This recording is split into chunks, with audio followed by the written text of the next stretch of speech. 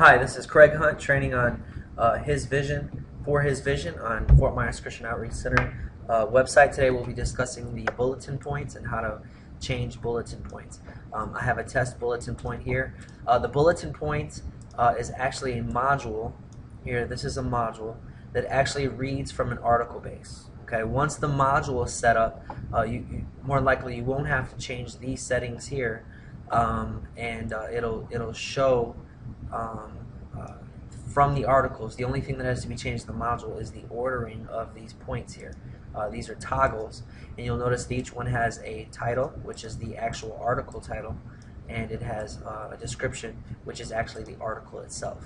Okay, so let's go ahead and look at the module bulletin points itself. Let's talk a little bit about that, and then we'll go look at the articles from which and the category from which this actually reads.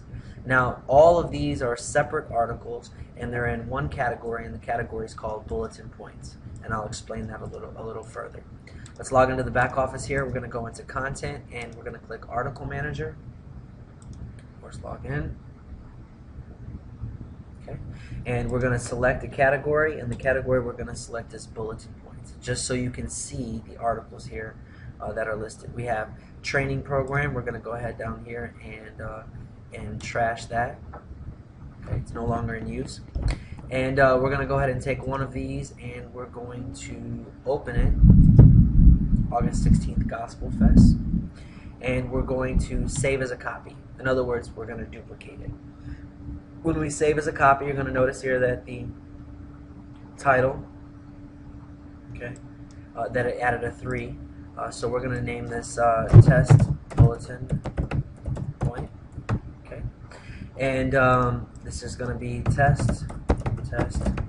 This would be the description or the date and time of the event or the upcoming event or whatever the bulletin point lists. And then we make sure that every one of your categories. Now you didn't have to save and copy. You could have just created a new article. The only thing you have to do is make sure that it is in the category bulletin points. Okay. Once you change the title, make sure the category is set, and you change the description. Nothing more needs to be changed. Go ahead and save and close. Okay. If you created a new article, make sure that it is published. You can toggle the publish and non-published here. Okay. Publish it back. And instead of clicking the little icon there for the check mark or the close, you could also check it here and click unpublish or publish there. There are many ways to do it. And make sure it's published. Okay. Now we've just added a new article to the category bulletin points, and the homepage bulletins automatically reads from that category and will add new ones here. Now let's go look at the actual module itself, this module that we've placed in the sidebar B position. Let's go look at it. Go to extensions and module manager. Okay, and let's do a search for bulletin points. Okay, bulletin. We'll just do the word bulletin, and there it is. We'll notice here that it's in sidebar B. Okay, and the type is called Rock Sprocket Module. Let's go ahead and open that. Now let's say, for example, the event you just added is the most recent and is before June 26th. Okay. Now typically you might want to in the title label it like I did here, the date and then the title, and then the description, in keeping with the format here, so that people can quickly see the dates without even clicking on the toggles, just in case they don't click the toggles. Okay.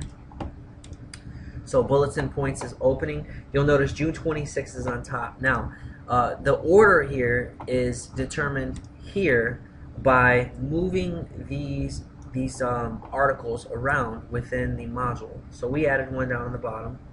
Okay, we're going to load more here. Okay. And usually the latest that you create based on the date, let's say for example you have something new going on between July 20th and July 26th.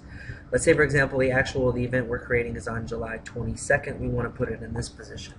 Let's go ahead down here to the test bulletin, and we're going to drag it up, okay, there first, and then we're going to put it between, you can only do so many at a time here within your window space, but we said between July 20th and July 26th. Okay, so we moved it. There we go.